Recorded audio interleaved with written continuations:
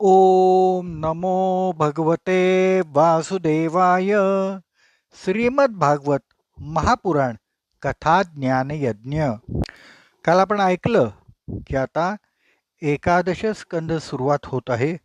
आणि एकादश स्कंद प्राणांचं लक्षण मोक्ष प्रकट करणार आहे. इथं भागवत सप्ताहाचा 6वा दिवस संपतो आणि 7वा दिवस सुरू होतो.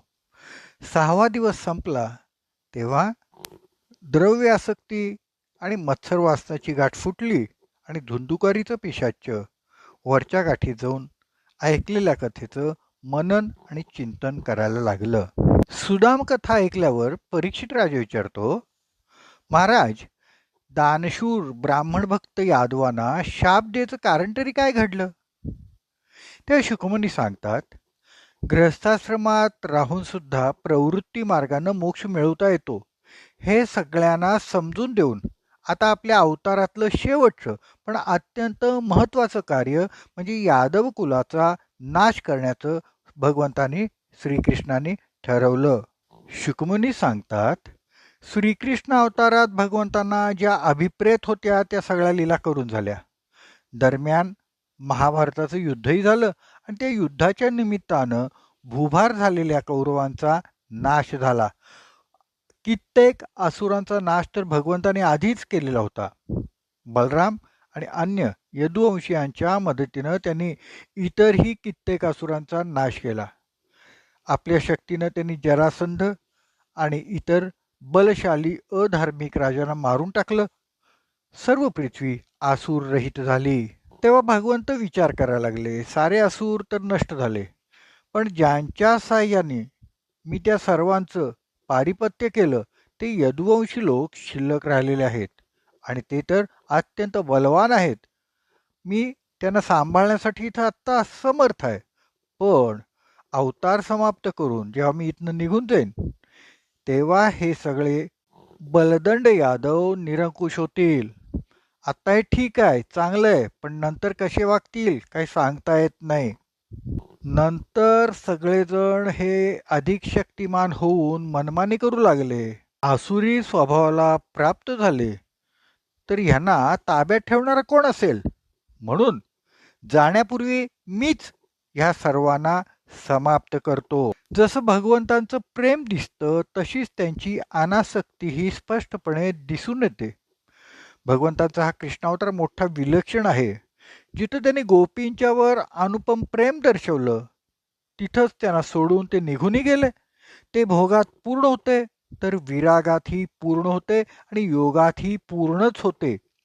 लीला संवरण करण्यापूर्वी आपल्याच यदुवंशीयांना नष्ट करण्यात भगवान श्रीकृष्णांना काहीही वाटलं नाही. त्यांच्या जीवाची जरासुद्धा तगमग झाली नाही. याचं एकमेव कारण ते मुक्त होते. भगवंतांची ही आध्यात्मिक लीला आहे.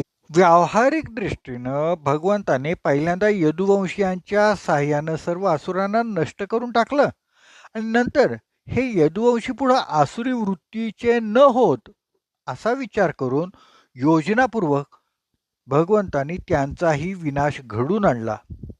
ह्याच प्रसंगाचा आध्यात्मिक अर्थ असा आहे की पहिल्यांदा अनात्म वृत्तीला ज्ञानाच्या वृत्तीनं हटवलं आणि नंतर ज्ञानाच्या वृत्तीलाही दूर केलं. दोन्ही वृत्ती नष्ट होऊन निर्द्वंद झाले. ही वृत्ती गेली आणि तीही वृत्ती गेली. शिल्लक काय? परमात्माच शिल्लक राहिला. निर्द्वंद अव्यय परमात्माच राहिला, स्वरूपस्थ होऊन राहिला, ज्यामुळं आपली स्वरूपात स्थिती होते, निर्भयता प्राप्त होते. असं ज्ञान या एकादश स्कंदात भगवान श्रीकृष्णाने सांगितलेलं आहे. श्री शुकदेव महाराज म्हणतात, जेव्हा भगवंताने असा निश्चय केला की अवतार समाप्तीपूर्वी सात्विक वृत्तीरूप यदुवंशीयांना समाप्त करून जायचं, तेव्हा त्यांना समाप्त करायचं तरी कसं? कारण यदुवंशीयांना मारू शकेल असे कोणीही वीर त्या काळी नव्हते. ब्राह्मणांच्या शापाव्यतिरिक्त दुसऱ्या कोणत्याही निमित्तानं ते मरू शकले नसते. बलवान यादव कुळाला नष्ट करण्याची शक्ती दुसऱ्या कुणातही नव्हती. म्हणूनच श्रीकृष्णाने यादव कुळाला ब्रह्मशाप मिळेल अशी योजनाच केली. द्वारकेजवळ पिंडारक क्षेत्र आहे. श्रीकृष्णाला भेटण्यासाठी अनेक ऋषी मुनी महात्मे द्वारकेत येत आणि पिंडारक क्षेत्री मुक्कामाला राहत असत.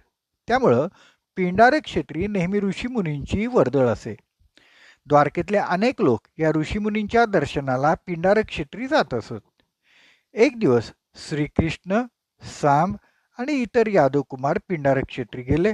सगळे हसत खेळत जाताना त्यांच्या मनात ऋषींची गंमत किंवा चेष्टा करायची इच्छा निर्माण झाली. तेव्हा सुकुमार सांबाला त्याने स्त्री वेश चढवला आणि इतर कुमाराने सांबाला धरून हळूहळू चालवत ऋषींच्याकडं आणलं. अत्यंत उद्धट अशा त्या यादव कुमाराने नम्रपणाचा आवणून ऋषींना वंदन करून विचारलं, हे ऋषीवर्य, ही गर्भवती आहे. तिला काय होईल हे जाणून घ्यायचंय, पण तिला हे तुम्हाला विचारण्याचा संकोच वाटतो. म्हणून तिच्या वतीनं आम्ही विचारतो की हिला प्रसूतीनंतर काय होईल हे सांगावं. ऋषींनी डोळे बंद करून ध्यान लावलं. त्याने दिव्य दृष्टीने जाणलं हे कुमार आपली चेष्टा करतायत. म्हणून ऋषी शांतच राहिले. पण यादव कुमाराने पुन्हा तोच प्रश्न विचारला. यादव कुमारांच्या मनात असं नाही आलं की ऋषी चिडून मुद्दाम उत्तर न देता शांत राहिलेले आहेत.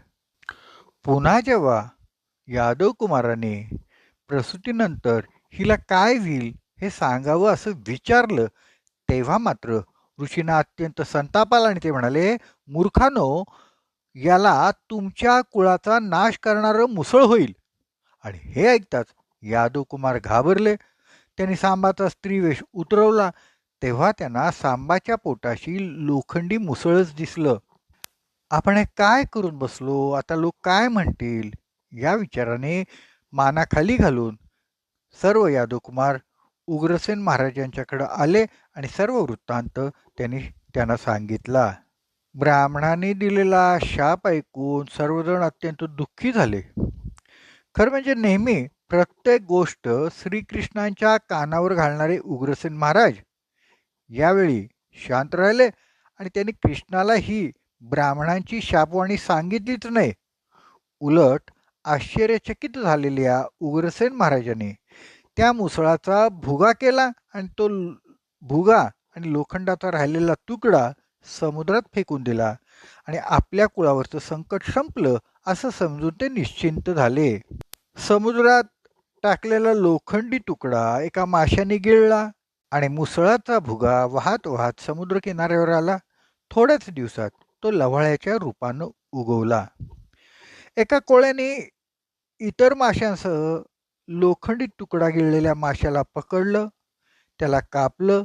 तेव्हा त्याच्या पोटात जो लोखंडी तुकडा सापडला तो तुकडा त्याने एका लोहाराला दिला. लोहारानं त्याचा टोकदार बाण बनवला आणि एका पारध्याला दिला. भगवंतांना सर्व काही माहीत होतं. हा शाप सुद्धा ते उलटवू शकत होते, परंतु असं करणं त्यांना योग्य वाटलं नाही, कारण कालरूपधारी प्रभूंनी ब्राह्मणाच्या शापाला संमतीच दिली. भगवान श्रीकृष्णांच्या सहवासात राहण्याची इच्छेनं अनेक संत महात्मे वारंवार द्वारकेत येत असत.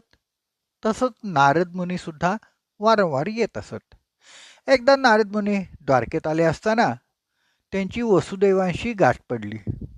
वसुदेवांनी त्यांचं उत्तम स्वागत केलं, पाद्यपूजा केली आणि वसुदेव नारदांना म्हणतात, मी आपल्याकडनं अशा साधनाविषयी जाणू इच्छितो की ज्याच्या केवळ श्रवणानं मनुष्य सर्वात भयावह अशा या संसार सागरातून मुक्त होऊन जाईल. ज्याचं पालन केल्यानं मनुष्य सर्व प्रकारच्या भ्रमांपासून, संसाराच्या भयापासून सुटून जातो. तो भागवत धर्म काय आहे ह्याचं आपण मला कथन करावं. आपण संत आहात, संतजनच हे ज्ञान देऊ शकतात, म्हणून आपण मला संसार सागर पार करून जायचं ज्ञान द्यावं. वसुदेवांचा प्रश्न ऐकून नारदांना अत्यंत आश्चर्य वाटलं, कारण श्रीकृष्ण परमात्मा ज्यांचा मुलगा आहे त्या वसुदेवानीच हा प्रश्न त्यांना विचारला होता. मनोमन नारद मुनींनी भगवंतांना वंदन करून विचारलं, की अहो तुम्ही वसुदेवांना भागवत धर्माचा उपदेश का करत नाही? तेव्हा श्रीकृष्ण सांगतात, वसुदेव मला पुत्र रूपाने पाहतात, मग मी त्यांना कसा उपदेश करणार? नारद विचारतात, मग तुम्ही अर्जुनाला कसा उपदेश केलात?